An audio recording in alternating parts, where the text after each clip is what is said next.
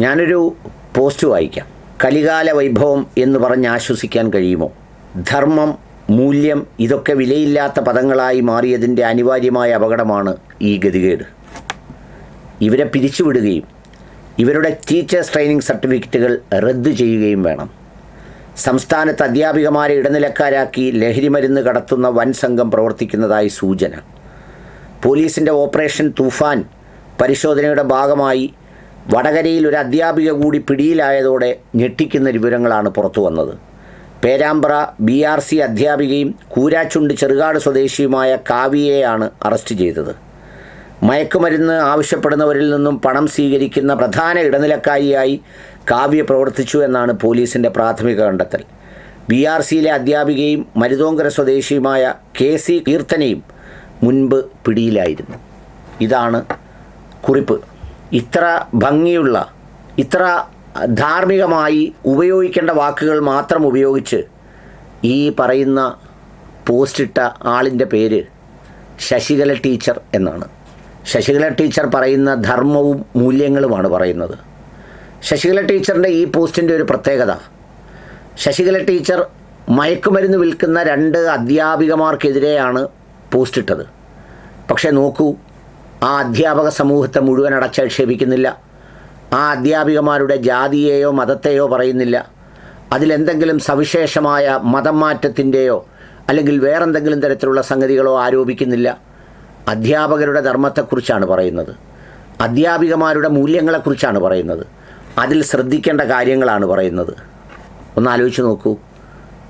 എന്നാൽ ഈ പേരുകളുടെ സ്ഥാനത്ത് 2 മുസ്ലിം പേരുകളായിരുന്നെങ്കിൽ, 2 ക്രിസ്ത്യൻ പേരുകളായിരുന്നെങ്കിൽ ഈ ശശികല ടീച്ചറുടെ പോസ്റ്റ് എങ്ങനെയാവുമായിരുന്നു? എന്തൊക്കെ അപരാധങ്ങൾ പറയുമായിരുന്നു? എങ്ങനെയൊക്കെ ആഘോഷിക്കുമായിരുന്നു?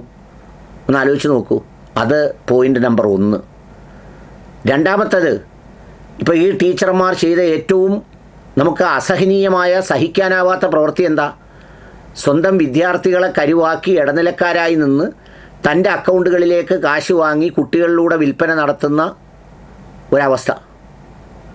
ഇത് മയക്കുമരുന്ന് എന്ന് പറയുന്ന കെമിക്കൽ അഡിക്ഷനാണ്.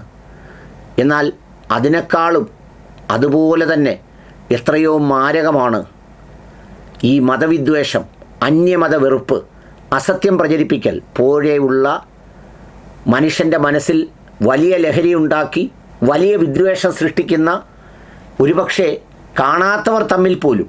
ഇപ്പം മയക്കുമരുന്ന് കച്ചവടത്തിൻ്റെ നെറ്റ്വർക്ക് കാണുന്നവർ വിൽക്കുന്നു, നേരിട്ട് വാങ്ങുന്നു, ഒരു ഫിസിക്കൽ ട്രാൻസാക്ഷൻ ഉണ്ട്.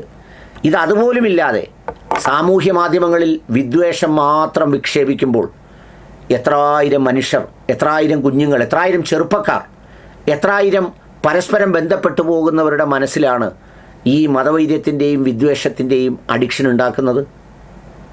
ആ മയക്കുമരുന്ന് കച്ചവടം നടത്തുന്നത്, ആ മയക്കുമരുന്ന് പ്രചരിപ്പിക്കുന്നത്, ആ വിദ്വേഷം എത്രമേൽ രൂക്ഷമായി വിസർജിക്കുന്നത്.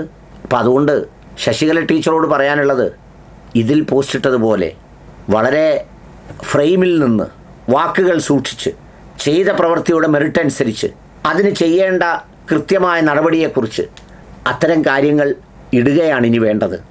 കാലം മാറി, പാറ്റാക്കൂട്ടം ഇറങ്ങിയിട്ടുണ്ട്.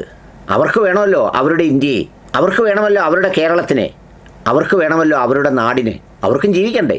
അപ്പോൾ അതുകൊണ്ട് ഈ പറഞ്ഞ പോസ്റ്റ് ഒരു റെഫറൻസ് പോയിൻ്റായിട്ട്, ഒരു ഗുണപാഠമായി എടുത്ത് അങ്ങനെ മെറിറ്റിൽ പ്രതികരിക്കാൻ തുടങ്ങിയിരുന്നെങ്കിൽ എന്ന് വെറുതെ ആഗ്രഹിക്കുന്നു. അത്രയേ ഉള്ളൂ.